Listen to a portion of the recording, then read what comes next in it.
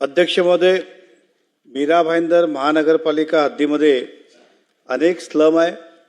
त्या स्लमचं पूर्ण वसन करून त्यांना पक्की घरं मिळावी या संकल्पनेतनं 2007 साली 4136 लोकांना आपण आश्वासन केलं की BSCP योजना अंतर्गत आपल्याला पक्की घरं देणार आहे आणि त्यातल्या अर्ध्या लोकांना आपण स्थलांतरित केलं, काही लोकांना भाडं दिलं. ती योजना होती 80% केंद्र आणि राज्य शासनाचं अनुदान, 10% महापालिका आणि 10% जो लाभार्थी असेल ते.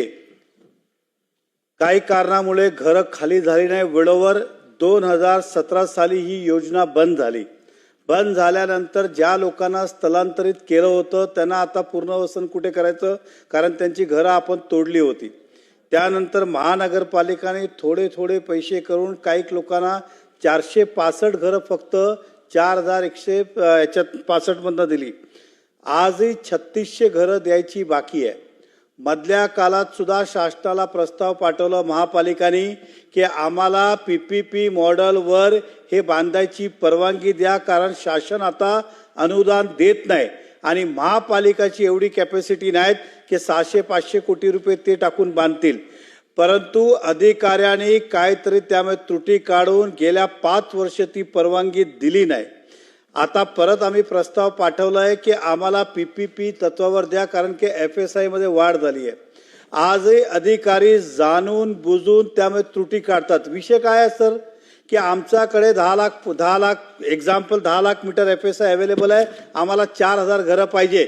जो जास्त घरं आम्हाला देईल त्याला आम्ही तो कॉन्ट्रॅक्ट देणार.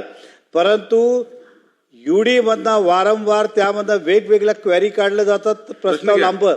आज सर काय झालंय, 300 कोटीचा प्रोजेक्ट 600 कोटीवर झाला. फक्त अधिकाऱ्यांनी जाणून बुजून त्यामध्ये त्रुट्या काढल्या. आता सिंपल प्रस्ताव आहे की आमच्याकडे 10 लाख मीटर FSI आहे, आम्हाला 4165 घरं बांधून पाहिजे, जो जास्त देईल त्याला टेंडर देईल. आता त्यांचं म्हणणं आहे की तुम्ही सल्लागार अपॉइंट करा. साहेब, हे तिसऱ्यांदा सल्लागार आहे. सल्लागार 500 कोटीला 2% फीस घेतो, म्हणजे 10 करोड रुपये. 10 करोड घेऊन तो काय सांगणार आहे की तुम्हाला 4165 घरं DSR प्रमाणेच तो रेट काढणार आहे. आपल्याकडे ऑलरेडी आमच्याकडे सिटी इंजिनिअरकडे रेट नक्कीच आहे की किती खर्च लागणार आहे आणि बदल्यात तू काय घेणार आहे. परंतु सल्लागार नेमणूक 10 कोटी परत द्यायचं महापालिकेची कॅपॅसिटी नाही. म्हणून मंत्री महोदयांना मला विनंती आहे, मॅडम DSR रेट आहेत की ह्या एवढं बांधकामाला किती पैसे खर्च येतील, जो महापालिकेला जास्त फायदा करून देतील त्याला द्यायची महानगरपालिकेची मानसिकता आहे. आणि आपण वेळेवर घरं नाही दिली. आज 15 वर्ष झालं. भविष्यात शासनाची कुठली योजना आली तो लोक घरं खाली करणार नाही. म्हणून आपल्याच खाली एवढी विनंती आहे की आपल्याकडे फाईल पडलेली आमचा प्रस्ताव आलेला आहे, आपण आज त्याला मान्यता देणार का आणि नाही देणार तर कधी देणार याचं आम्हाला स्पेसिफिक उत्तर द्यावं. मंत्री महोदय.